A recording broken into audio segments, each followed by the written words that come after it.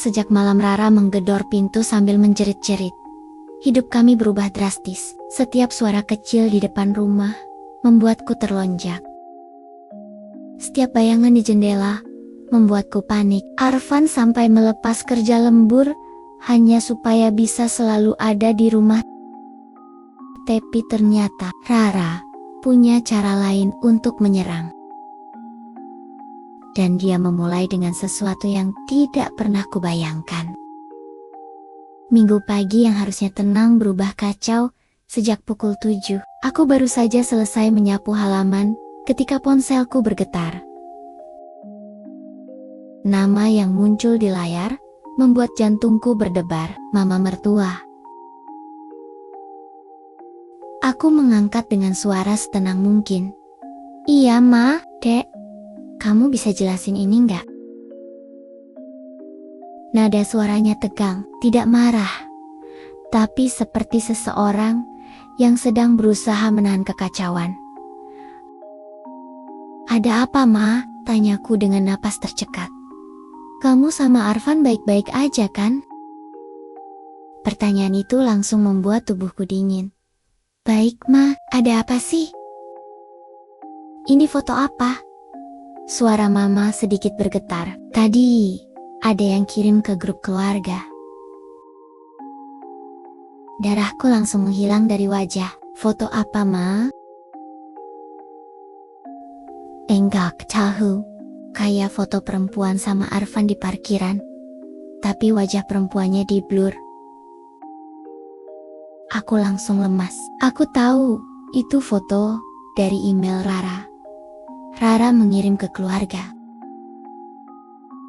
Dengan suara pelan, Mama menambahkan, katanya Arfan lagi deket sama wanita lain. Bener nggak itu? Aku memegang dinding untuk bertahan, Ma. Itu fitnah. Itu masalah lama. Belum sempat aku menyelesaikan kalimatku, suara lain muncul dari belakang Mama. Suara yang sangat kukenal. Ibu kandungku. Dek, kamu dengar Ibu? Aku terkejut. Bu, Ibu juga lihat? Ibu lihat di grup keluarga besar. Ada yang kirim tanpa nama. Ini kenapa? Kok bisa kayak gini?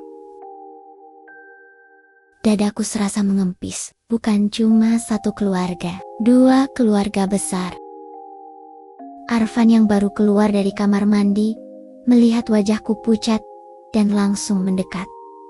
Ada apa, sayang? Aku menutupi speaker dan berbisik. Van, fotonya nyebar ke grup keluarga. Dua-duanya. Wajah Arfan langsung menegang. Apa? Dari telepon, suara Mama kembali terdengar. Dek, kalian baik-baik aja kan? Ini bukan beneran kan? Aku mencoba menjawab, tapi suaraku terputus-putus. Ma, Bu, ini ulah orang.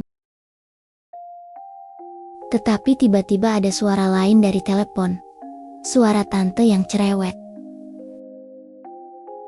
Makanya jadi suami istri, jangan tutup-tutupin. Kalau ada masalah bilang, jangan sampai keluarga besar malu.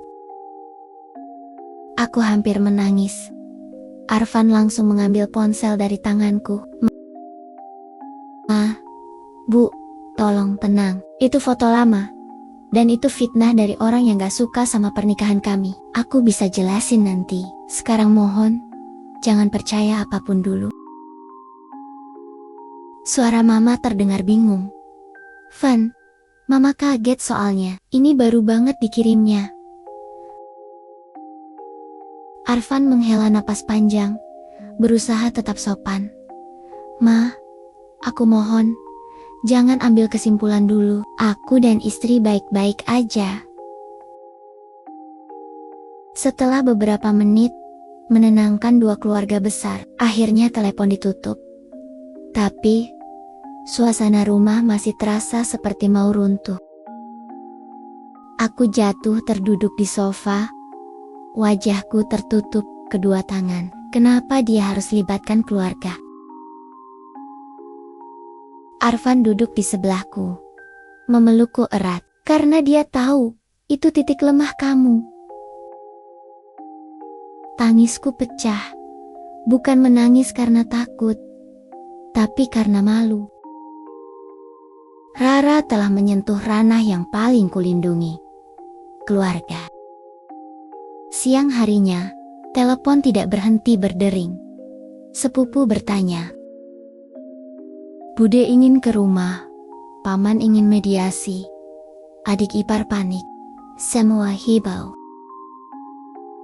Bahkan ayahku yang biasanya diam, ikut menelepon. Dek, kamu baik-baik aja? Aku menahan tangis. Baik ya, kalau ada apa-apa bilang, jangan pendam sendiri. Suara ayah yang tenang justru membuatku semakin rapuh. Arfan memelototi layar ponselnya. Aku harus ke rumah mama nanti, kita jelasin. Aku mengangguk. Meski perutku mual memikirkan tatapan mereka nanti. Tapi Rara ternyata belum puas. Pukul 3 sore, saat aku sedang memaksakan makan, telepon rumah berbunyi. Arfan mengangkat. Aku melihat wajahnya langsung pucat. Apa? Arfan mendesis sambil menatapku. Syok. Dia menutup telepon perlahan lalu berkata, Itu mama. Dia bilang barusan, ada yang kirim voice note ke grup keluarga. Aku merinding. Voice note apa?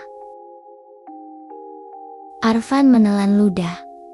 Voice note perempuan, yang ngaku dirinya perempuan, yang pernah jadi tempat aku pulang. Dadaku langsung sesak. Itu pasti Rara. Tanganku gemetar. Apa isinya apa? Arfan menepis rambutnya frustasi. Dia bilang, dia sama aku punya hubungan lama. Dia bilang, dia punya bukti. Aku pernah bilang mau pilih dia. Dia bilang, dia kasihan sama kamu. Aku menutup mulut dengan tangan. Perutku terasa kosong. Rara telah menyentuh level baru. Bukan hanya bukti visual, bukan hanya ancaman tertulis. Sekarang, dia menciptakan narasi suara yang lebih meyakinkan. Arfan ambruk di sofa. Wajahnya tertunduk. Kalau begini, keluarga makin percaya dia nggak main-main lagi. Aku mulai menangis tanpa suara. Air mataku jatuh satu persatu. Apa dia mau ngerusak semuanya? Tanyaku lirih. Arfan menatapku, matanya merah. Bukan marah, tapi sedih. Takut, frustrasi campur jadi satu. Dia mau hancurin kita, hancurin nama aku, hancurin kamu, hancurin keluarga.